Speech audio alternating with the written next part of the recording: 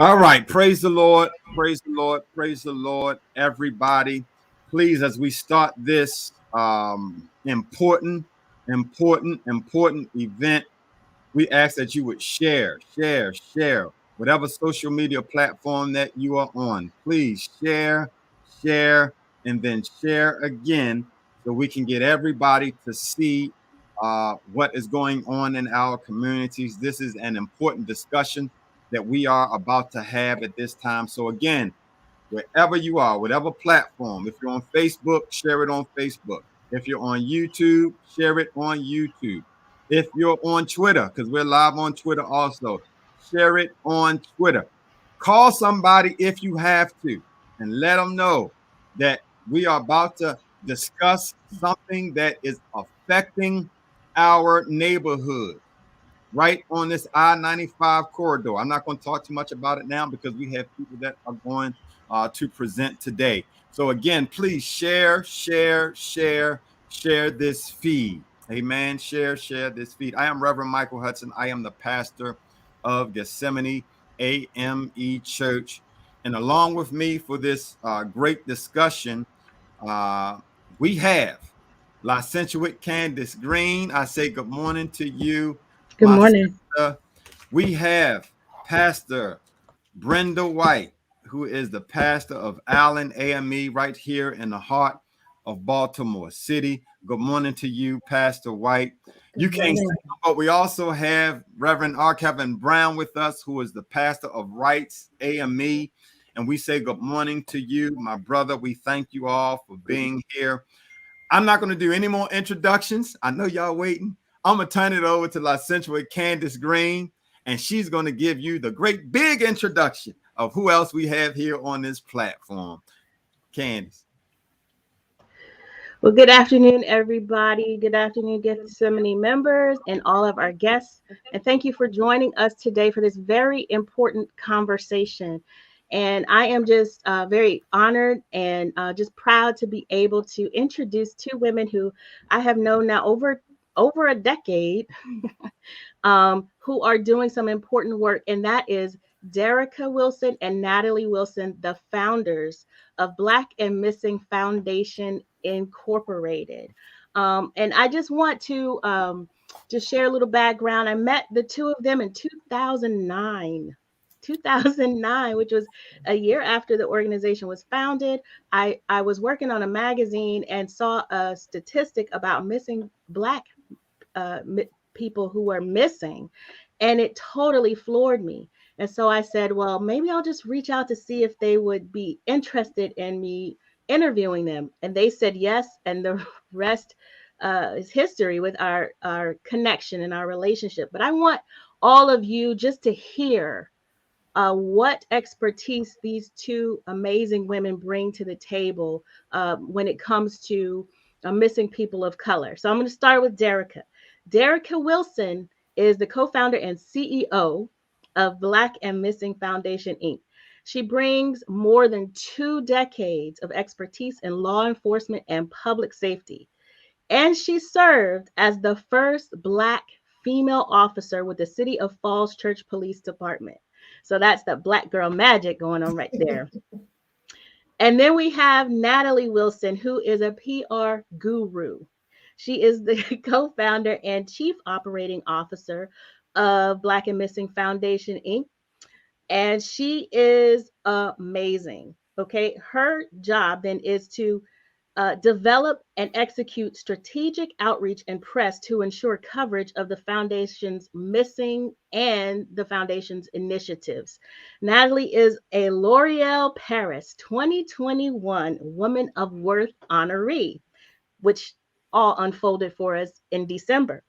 So Derrica and Natalie have appeared and been recognized for their work on The View, Essence, People Magazine, The Daily Show, WUSA, In Style, Good Morning America, CNN, and so many more places. You've probably seen them or read about them. In 2017, they were awarded Black Girls Rock Community Change Agent Award. And most recently, they were featured in HBO's Black and Missing Finding Answers Building Hope docuseries. It's a 4-part documentary series that follows the two of them as they fight to bring awareness to Black missing persons cases that are marginalized by law enforcement and national media. So just last week, the docuseries was nominated for an NAACP Image Award for Outstanding Direction in a Documentary. Okay, so that's just a small piece of the wonderful pie that describes what these two amazing women are doing. So without further ado, what we're going to do is show you the trailer for the docuseries, and then the next voices you will hear will be that of Derrica and Natalie, founders of Black and Missing Foundation. Thank you.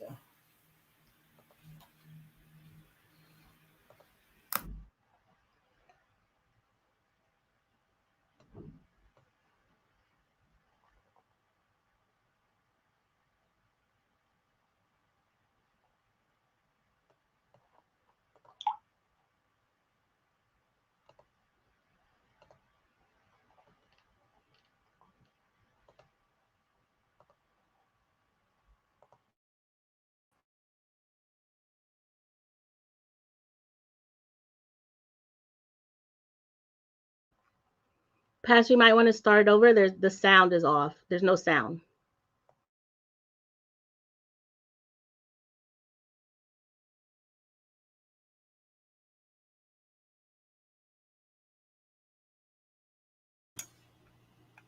This little girl had just gotten off the metro with her mom. We were passing out flyers. She just stopped. She was staring. I asked, "Do you know her?"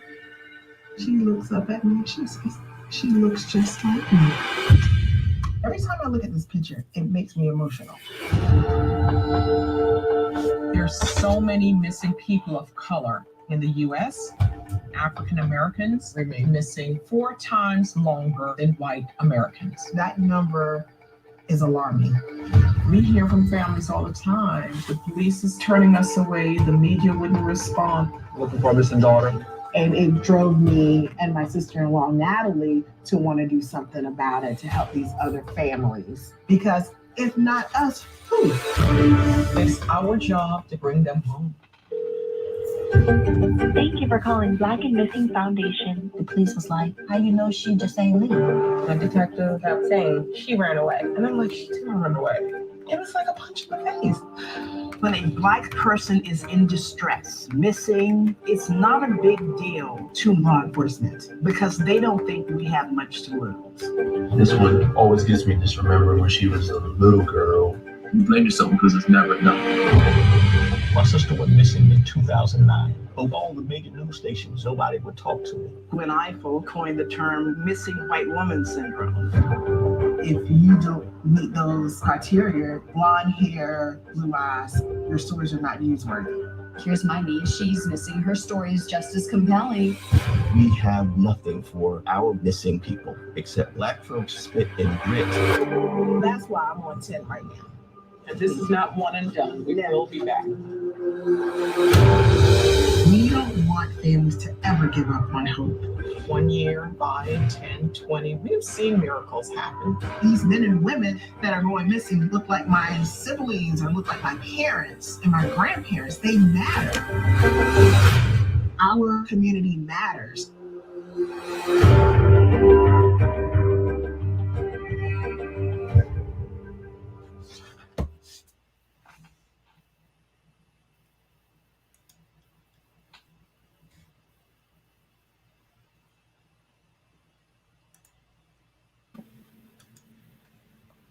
Natalie and Derrica, the floor is yours. All right. First of all, thank you all so much for having us and for using your platform to talk about this very important issue, which is sex trafficking. And sex trafficking is a multi-billion-dollar industry that's taking place on U.S. soil. Candace, we can go to the next slide. The next one, you've seen the docuseries. So let me start off by telling you a little bit about the Black and Missing Foundation. We are a nonprofit organization. We are founded in Maryland. However, we're a national organization that brings awareness to missing people of color across the country. And we provide families with vital resources that they need to bring awareness to and help find their missing. And to help stem this issue, we also educate our community about personal safety because we know that, we can all try to do something different. We want to educate our community. And that's what today's about, educating our community about this issue so we can bring about change. Next slide. So the organization, the inspiration behind it is this beautiful young lady. Her name is Tamika Houston, and she went missing from Derrica's hometown of Spartanburg, South Carolina. And we read how Tamika's aunt, who's in the same profession that I'm in, PR, she really struggled to get coverage for her niece. And a year later, Natalie Holloway disappeared. And I'm sure when I said her name, all of you pictured her face. And we weren't sure, if this is an issue affecting our communities because we definitely don't see ourselves on the news. And Tamika's aunt, Rebecca, reached out to the same reporters, the same programs, the same networks who covered Natalie Holloway, and there was no interest in her story at all. So as we're doing our research, we found that 30% of all persons missing at the time were persons of color, and they were Black men. So Derrica and I decided, why not us? Why don't we do something about it? I'm in PR or media relations, and she's in law enforcement. And those are the two critical professions needed to help find and bring awareness to our missing. And sadly, that number has grown. The total population of missing persons of color is 40%. So 40% of all persons missing are now of color. And we keep going because these families are desperate. They don't know what to do. And many times we're their last resource. So as I mentioned earlier, why are we needed? Because there are over 240,000 persons of color reported missing every year. And the key here is reported because we know that there's a population of people like immigrants that are not reporting their loved ones missing. We know that there's a sense of distrust between the minority community and law enforcement. So we are also not reporting our loved ones missing.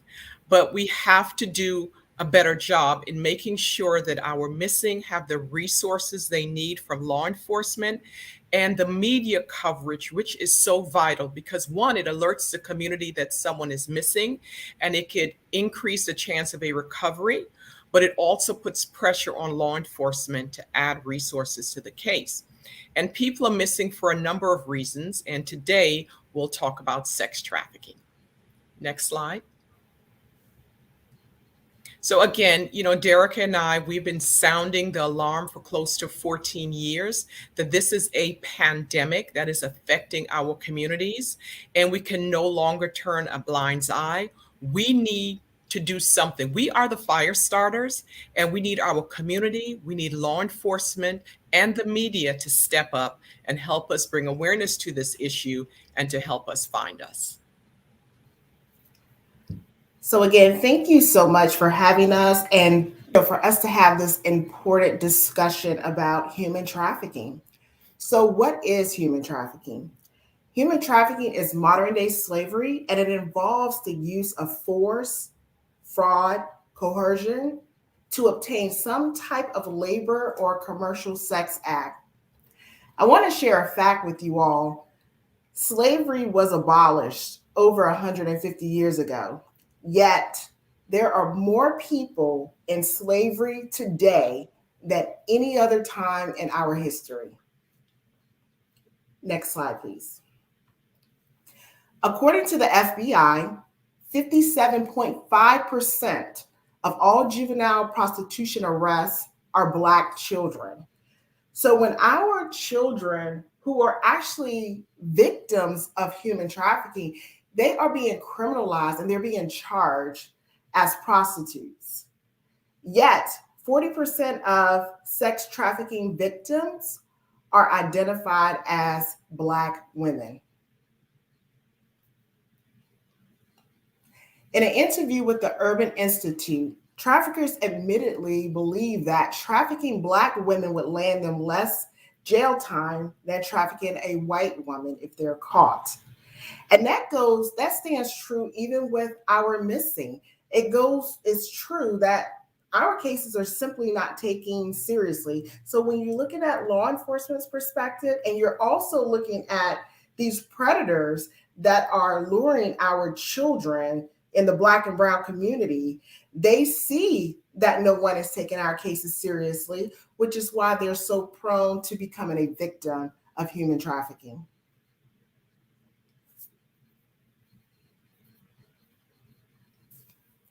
Black girls are more likely to experience poverty than any other racial counterpart. And this is all subject due to unemployment, debt, and the need to provide for themselves. Many victims are less likely to leave the situation to make ends meet.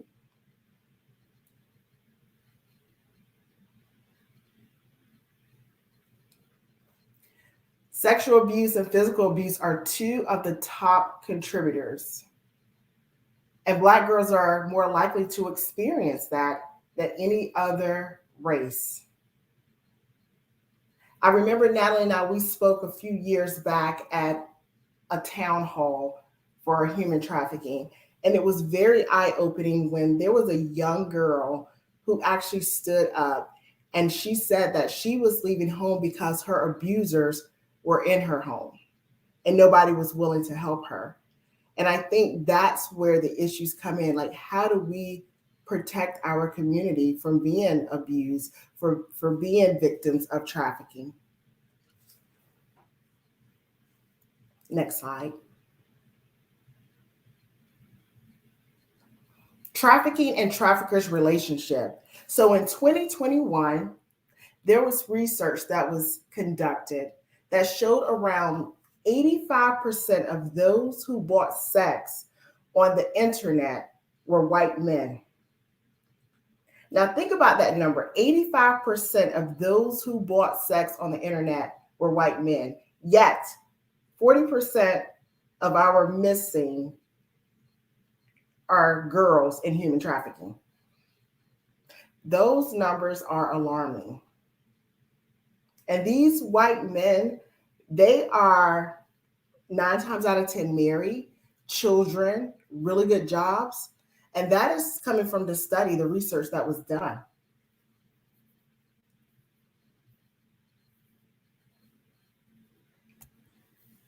And to add what Derrica has said, there are also some other categories of trafficking. There's, pimp controlled trafficking, where there's a person that's exploiting these children. And lately, there are a lot of gang activities. So there's gang controlled trafficking, where the person may be in a gang or they're being trafficked by a gang. And as Derrica mentioned, family trafficking. There are lots of aunties and uncles in our community, and they're taking advantage of these children who want a sense of normalcy. We're leading into, the kids that are in the foster care system and that are homeless, and we are seeing an uptick in them being victims of trafficking because no one is really, looking after them and being mindful of their whereabouts. So they are very vulnerable. And it's a population that we really need to be mindful of.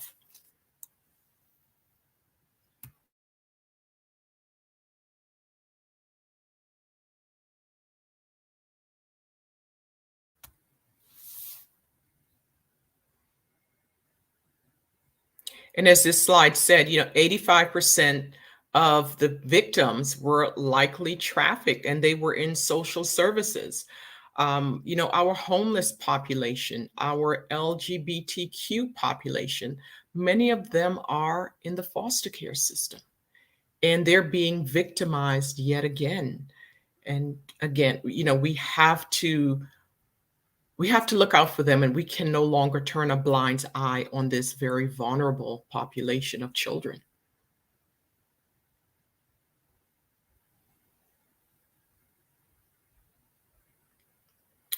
And Black girls are 10 times more likely to face sexual abuse as their white counterparts. And what Derrica and I also realizing, there's so many systemic issues that are affecting our communities. Health, um, homelessness, housing, medical. And we believe that these issues also affect missing persons, or they play a role with the missing persons population.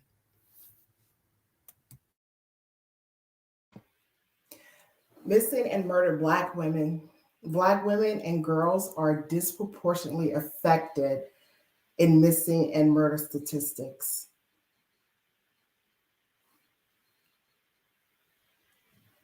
The Center on Poverty and Inequality created a study which found that adults view Black girls less innocent and more adult-like than white girls. And when you look at some of these stories that come out, when it's a white female, that person is viewed as a victim. And when it comes to our Black and brown girls, boys, men and women, we're criminalized. And we really have to change that narrative, especially how society is, portraying our children.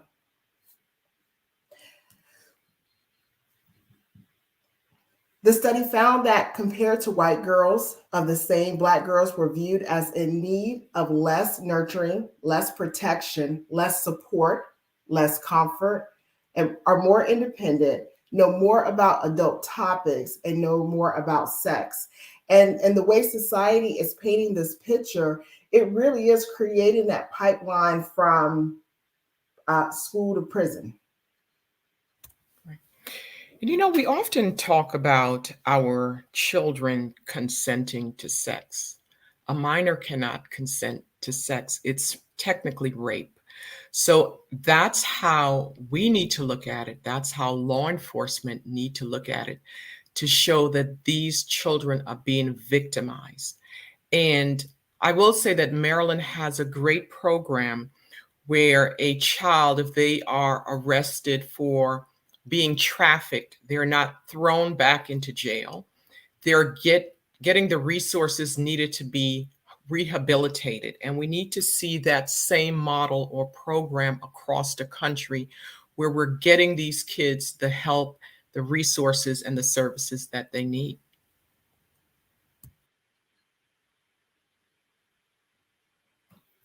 And I really think that we have to look at our positions as well. What can we do?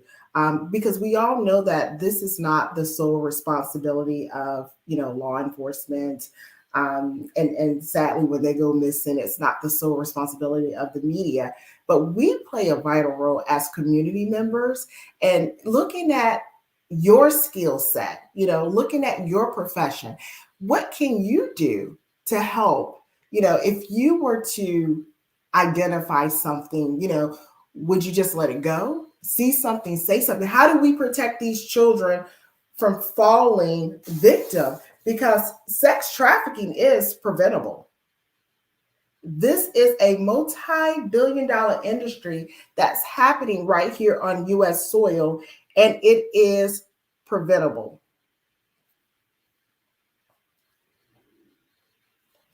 The juvenile justice system. So Black children represent 53% of all juvenile prostitution arrests.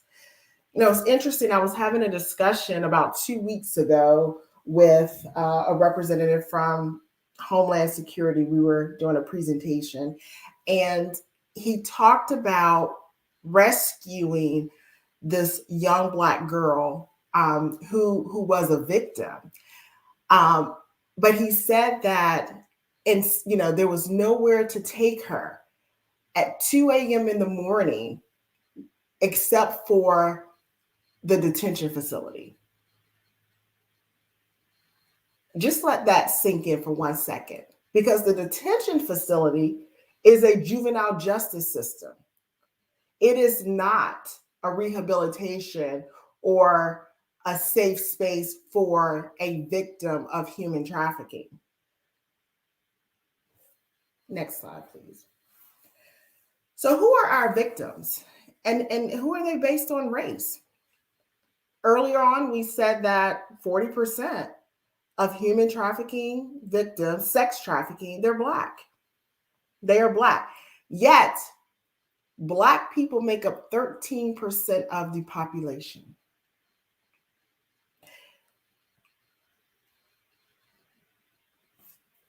And it's important for everyone to know that this is not just happening to our girls, it's also happening to our boys, our men, and our women, because there are more women who are being trafficked than girls. And the statistics are here. And it is alarming. It is frightening.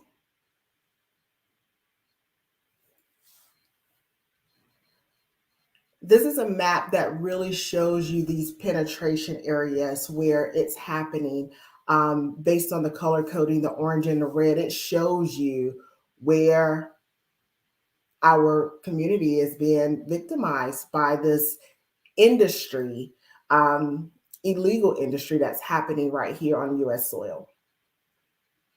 And as you can see from the map, we fall within the map.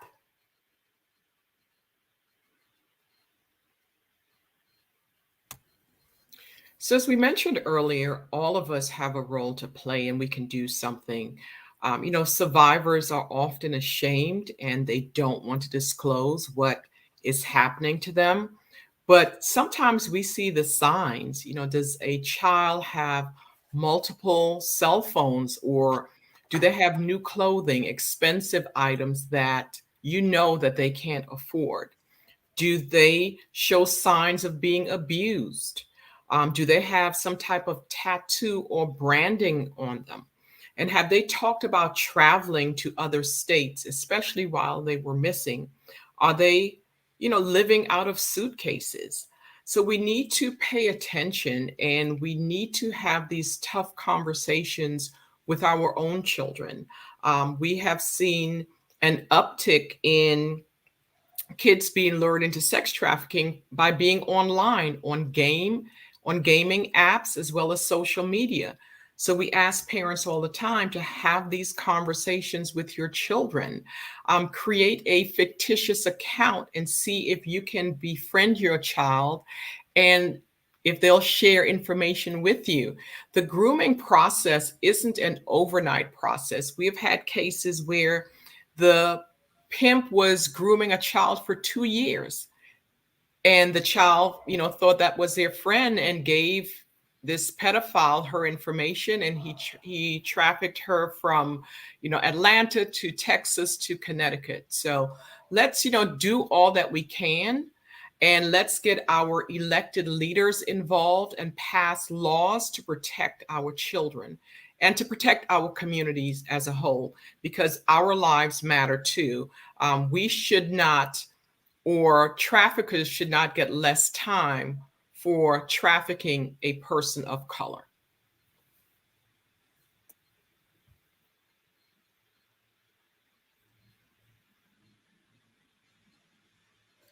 And before we open it up to the Q&A, I saw it came at the bottom of the screen, this I-95 corridor, and specifically even, for Baltimore. So Baltimore actually has one of the highest rates of human trafficking cases in the country. And that corridor connects Baltimore to other nearby cities like Washington, D.C. and New York. And when you actually combine that with the proximity of several major airports and hotels and now casinos, and you look at it from the perspective of, on one side, it's, extreme poverty. On the other side is extreme wealth. That creates the perfect storm, the perfect recipe for the trafficking industry to thrive. And looking at Baltimore, even, to look at it even further, we don't just have that I-95 corridor where we're just thinking about the trucks coming through. What about the cruise lines and the cargo ships that pass through each year? So we have to be very vigilant about what's happening in our community. If we see something, we have to say something. If something doesn't seem right, we have to speak up, because we all know that this is happening right here, present day. And I know right now that everyone is getting really excited. It's football season, Super Bowl. But Super Bowl is the single largest human trafficking event yearly. It is susceptible to human and sex trafficking. It is a predator's playground. For all of those various reasons that I said earlier about the proximity, what's happening, it's this huge party, people traveling. So just keep that in mind as well. So again, this really shows that it is so much bigger. It's larger than, law enforcement, the media, it's the community. Like, we have to recognize, even in our own professions, the signs that we need to be aware of.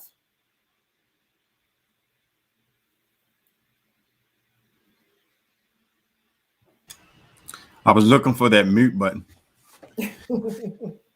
Thank you. Y'all gave up so much great information. And I had said before, most are oblivious to what is going on right under our noses. I mean, we're just oblivious. So with that, one of the questions that I have is, what are some of the signs? What are some of the signs of human trafficking that someone might be being trafficked? I think before we go into that, I think from a proactive approach, I want to identify red flags that could possibly, because human trafficking is all about vulnerability. Okay. So I think if we understand what makes them vulnerable, then we can also pick up on the signs. So for example, you have mental health. You have those that suffer from self-esteem issues. You have those abusive home, domestic violence. And Natalie and I, we've seen an uptick in our cases throughout the pandemic. Wow. And when you think about all of the children that were learning online, they were not being monitored. That was a predator's playground, because when you think about it holistically, children and men and women who are victims of domestic violence, because domestic violence, there is a correlation between missing person and domestic violence, they are now locked in with their abusers, right? And so now they're trying to find that escape, and they're finding it with someone, I like to call them keystroke gangsters, someone hiding on the other side of the computer that's telling them things that they know they want to hear because they lack the self-esteem. Gotcha. That's good. That's good. Yeah, especially now. Everything is online now. Kids have access to most things that we never had access to, right at their fingertips. Right. So, would you say it's important for the parents to sort of eavesdrop now on what it is? In particular, we're talking about kids, what the children are doing. Well, right. Natalie was sharing, I'm sorry, Candace, I just wanted, she was sharing like those signs, like with the tattoos and, the clothes. I mean, like, we as parents, we have to be vigilant. We have to have those uncomfortable conversations.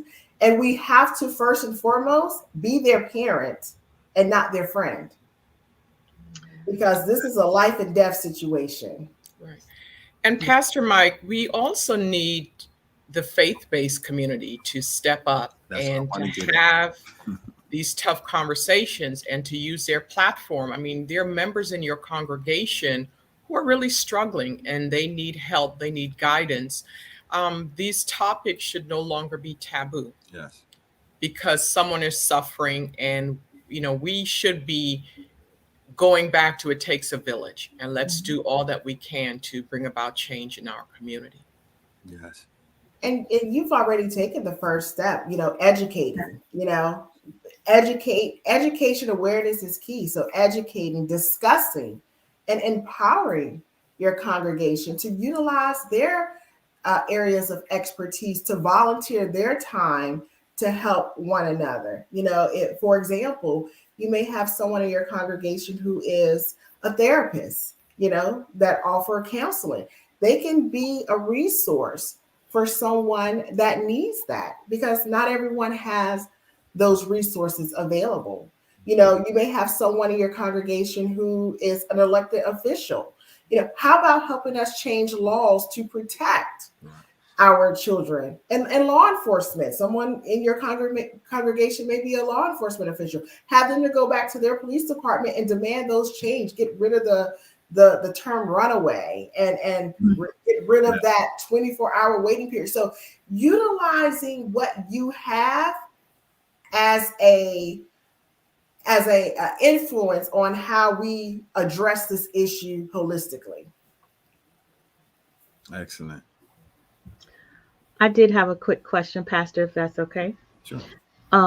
As a parent of 3 children who are teenagers and tweens, the past year and a half or 2 years since the quarantine, their screen time has increased exponentially, because of the work in the classroom and because of just having those phones. So as we did restrictions, but as a parent, if someone's watching right now who's a parent and they just don't know how to get a handle on that screen time or how to get, what would you suggest for parents in that situation where they, you have multiple children, you have all of this screen time, and you're also with teens, you're fighting with that independence versus parent, like being a hard ankle parent. What would you suggest for parents in this situation? So I am a parent of a tween and a teen. and that is so important. Number one, just to have that open dialogue. I have my daughter, because she's the tween, and she likes to be on her phone more than my son. But, I take that phone. I take it. I limit the time it charges in our room. She doesn't have access. And also reaching out to the phone carrier. So I have restrictions because they have the Guardian on the phones where you can restrict certain apps that they go to. And these kids are very savvy. So being able to even look at their phone, because listen, I am that nosy parent. Okay. I pay that phone bill. This is my home, and I have to check in because I don't want them turn into someone else, and if there's something that I see on there, we're going to talk about it. And it's not just the phones. It's also the gaming systems. A lot of them go online with the PlayStation and the Xbox, and they're luring these children through those platforms as well. Roblox, every kid loves Roblox nowadays, and parents, grandparents, you may have heard of this free, web-based game, but if they're able to get in it free, think about those predators that are able to get in there and how they're posing as someone your child or your grandchild's age. So having those conversations, like I pop in all the time when my daughter's on Roblox and I'm like, is anybody in this chat? And it's just her little friends, but who we know, and my grandson. But no, you have to constantly monitor. One thing that we always ask families: how can someone enter your home without walking through your front door? Mm-hmm. Wow. How can they enter your home without ever walking through your front door, and it's those devices. Wow. That's good. That's good. Do we have any more questions on the platform? I don't see any right now on the platform. But I do have one quick comment. My children also know about my connection with Black and Missing, and we have many conversations just about safety, being aware, looking around. My two sons are riding the city bus to get from place to place. And so I tell them, stop don't look down at your phone as you're out and about, put that away. Be aware of where you are, of your surroundings, even when you're going to the bathroom at Target. You still have to be very aware of what's going on and who's in there. And if you get a feeling that things aren't right, follow that feeling and leave that area. So, my kids, they'll say, okay, Mom, we know Black and Missing, but still very important that when they are out there, they are aware and they're thinking, okay, let me be vigilant. So I agree with you. The conversation is very important for us to have with our children. Definitely. Can I test you all for a quick moment? Sure. Can I test to see how vigilant you all are? Sure. Okay. I just turned off my camera. Can anyone describe what I have on? Can anyone describe what I look like? And anything that was in the background while I was on camera? That background, that beautiful background. I noticed that beautiful background in the back. It had some blue in it. I can't describe it to the point, though. That's bad, ain't it? I can't describe it to a T. But what was I wearing? What was I wearing? What does my hair look like? Was I wearing any jewelry? Yes, a black shirt. Not you, Natalie. Not black you. Shirt. Not you, Natalie. I was paying attention to. Not you. First Lady said you had on a black shirt. It had some white writing. What did I can't it say remember on the what shirt? it said. My hair was tapered to the side. Your hair was tapered to the side. Like laid back and Let me see if anybody's saying brown. anything on here. That's all I can remember. Okay, so the reason I wanted to do that exercise, because as a former police officer, if you were ever in a situation, which I hope and pray that no one ever has to be in a situation of having a missing loved one, because remember, they're missing before they're trafficked, right? Right. And you had to, time is of the essence, and you have to give law enforcement a description of your loved one, especially if you don't have a picture readily available. What were they last seen wearing? Or if someone came and grabbed them and they took off, do you have those descriptive features? Do you have the characteristics? And I really want you all to put that in your mind, that that's how we have to train our mind.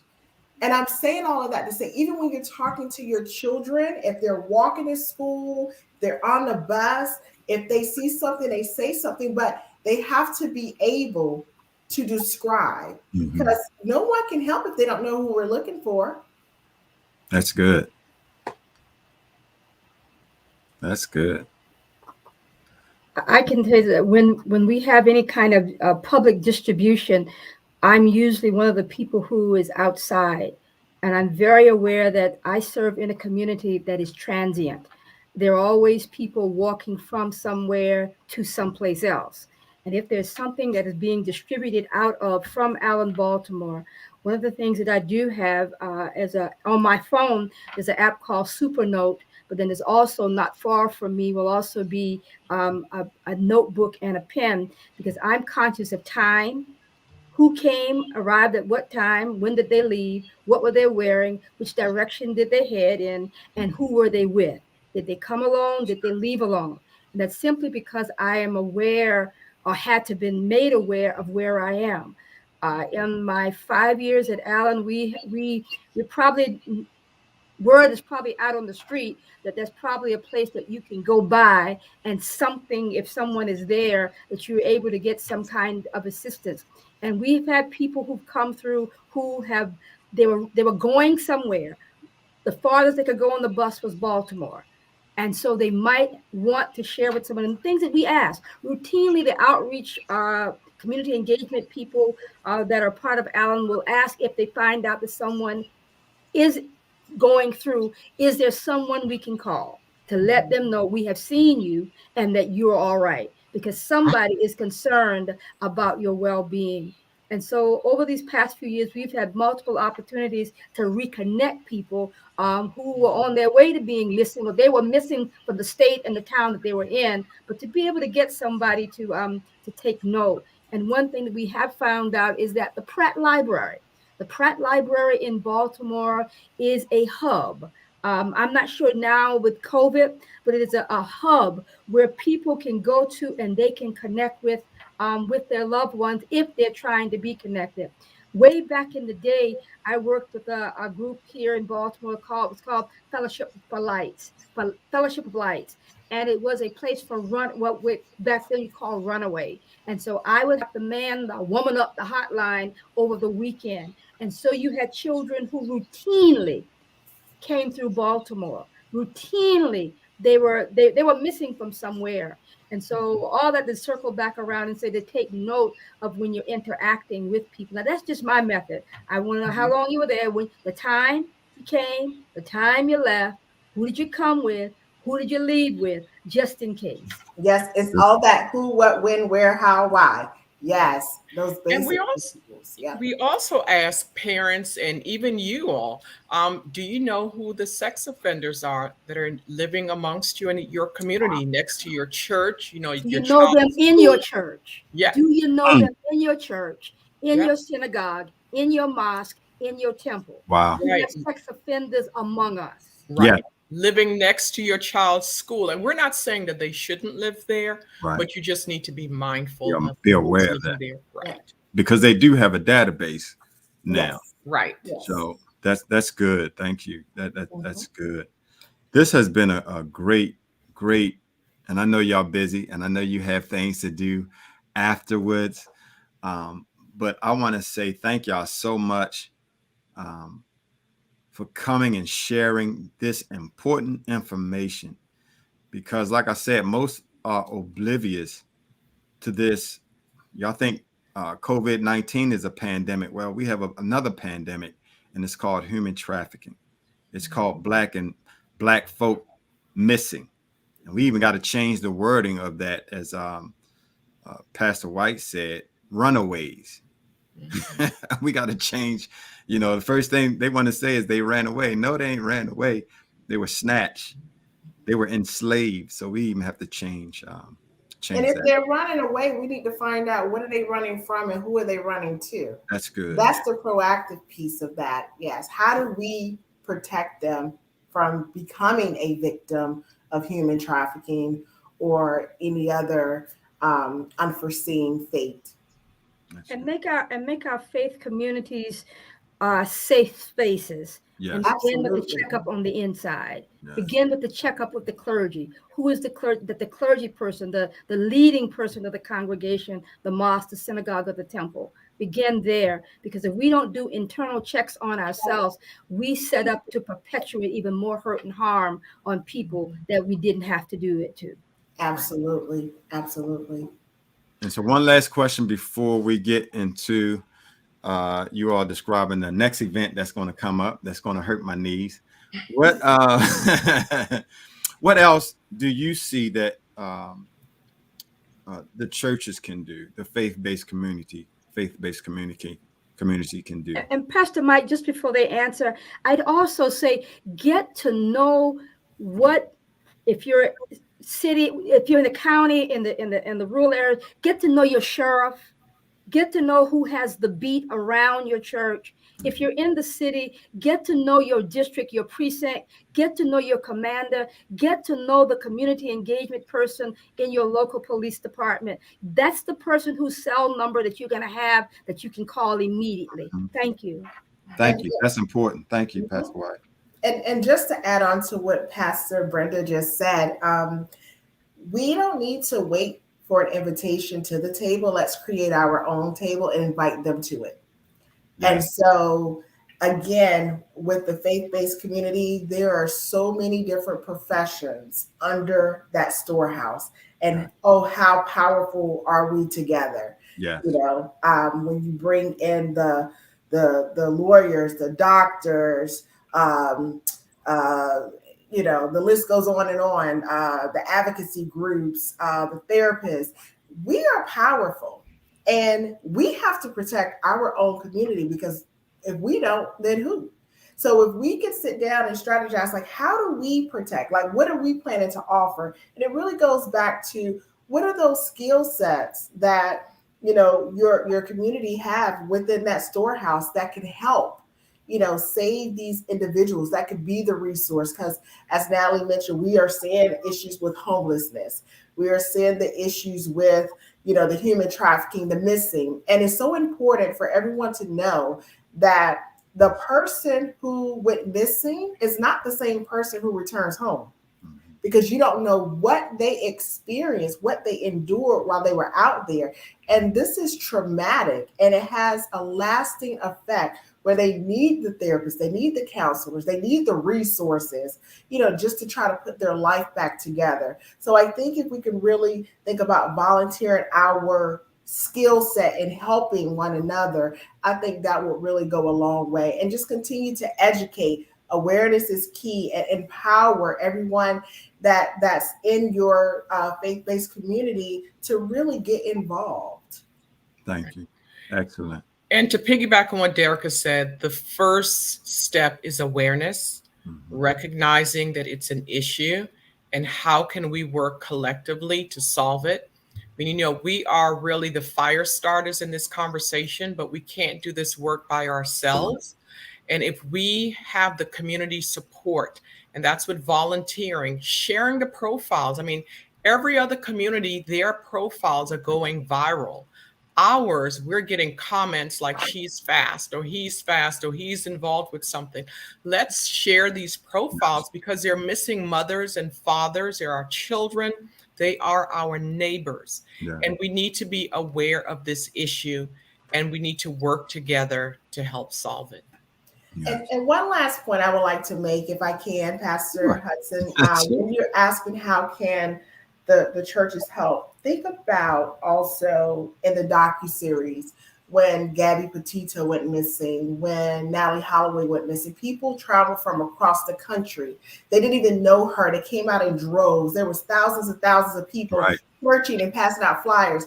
Think about Akia, who was missing out of Baltimore, and it was just us and our family passing out flyers, and the neighbors saying, the police didn't even knock on my door. Yeah. So it doesn't even balance out. And I'm saying all of that to say, if there's someone missing in the community, you may not know them directly, and you don't have to wait on something to impact you directly, but I think we all have that moral obligation to help one another. So not only make these flyers go, you know, be the digital milk carton online, but if we can also come together, rally around with these families in our flyer distribution by knocking on doors or hanging up in the local businesses, that would also be helpful. Thank you. So important. A question was asked, and I know y'all know the answer. Is it true when someone is missing, you have to wait 24 hours to report a missing person? No. Not in Maryland. Maryland, you can report your loved one missing immediately. And if the police and that's children and adults, okay? So when it comes to children, they should take the report immediately. In Maryland, they are prohibited from giving a family a waiting period in Maryland. It's great. Not like that in all states and jurisdictions. And that's one of the fights that we are taking on.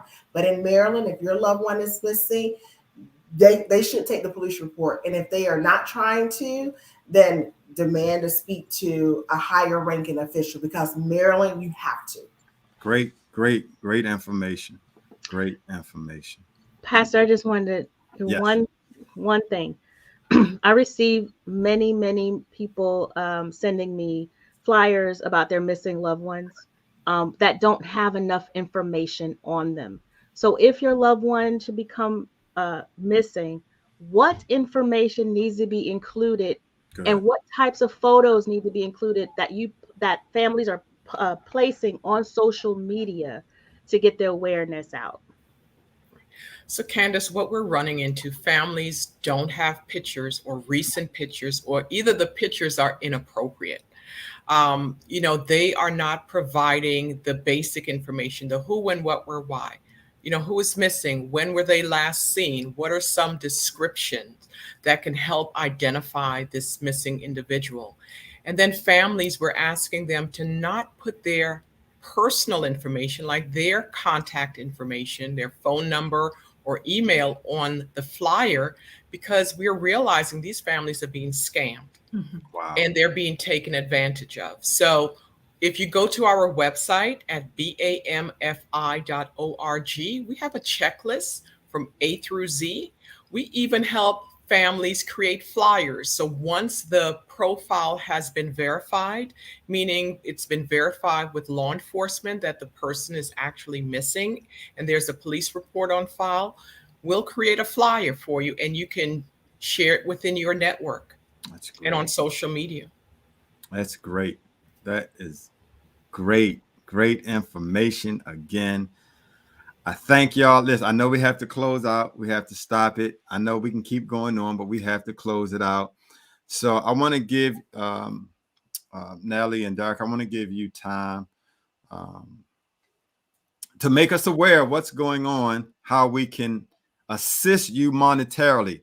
Because if y'all didn't hear it, this is a not-for-profit organization, and they have their own 9-to-5s. All right.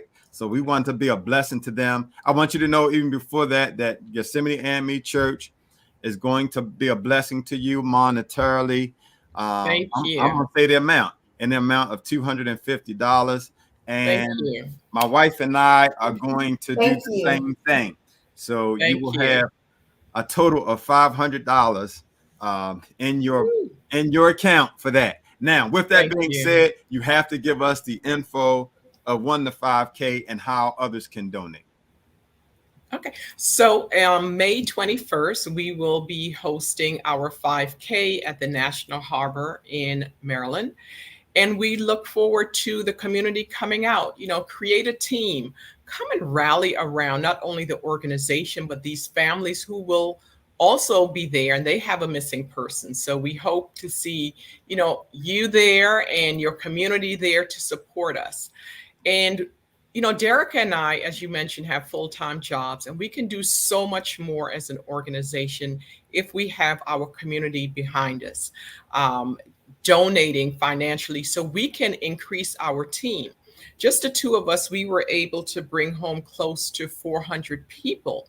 But think about if we had more resources, how many more people we can help and bring home. So community, join us in our movement to help us find us, because we can't do this work alone.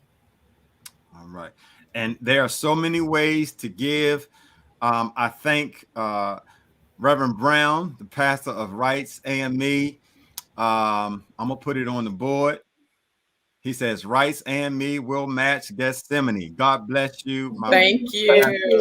Thank you. We are grateful. We are grateful. We are grateful to you. But there are ways that you can give. One is, and I don't even know what I did with it. One is, where is it at?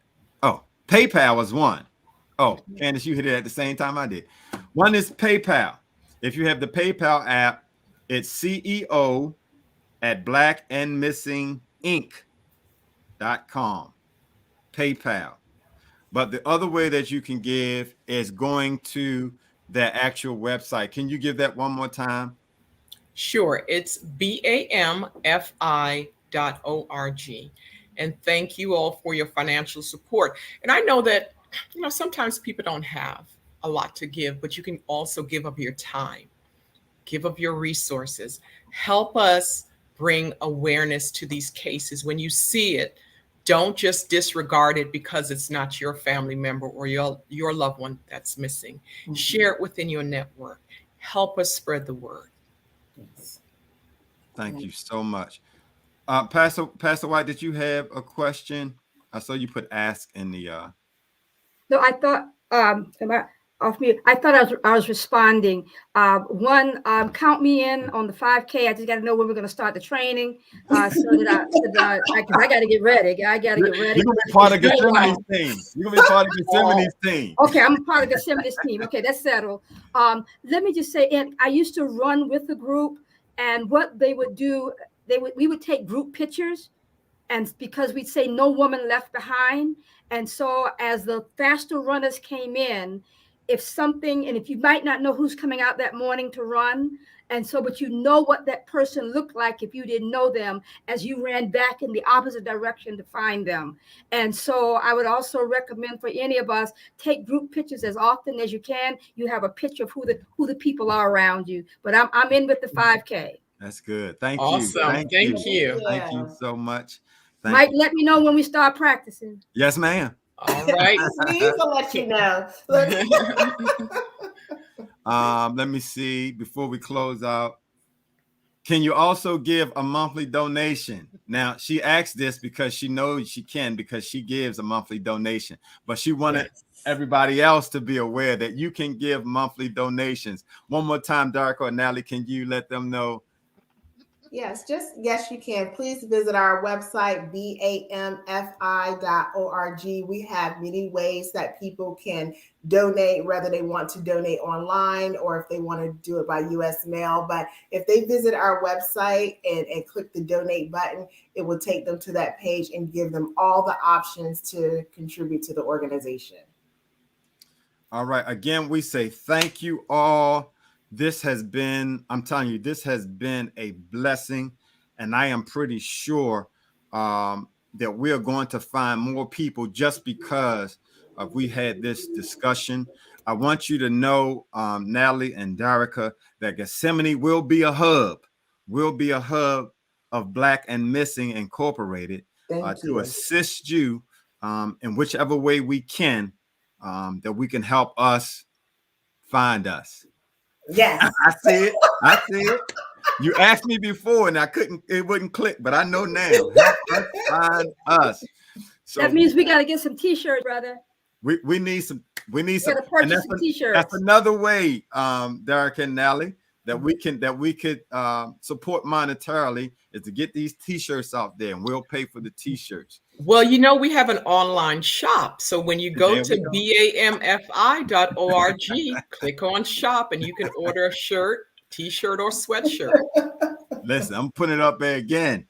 All right. Go to www.bamfi.org, and you will be able to just be a blessing and support for the Black and Missing Incorporated, who are helping us find us.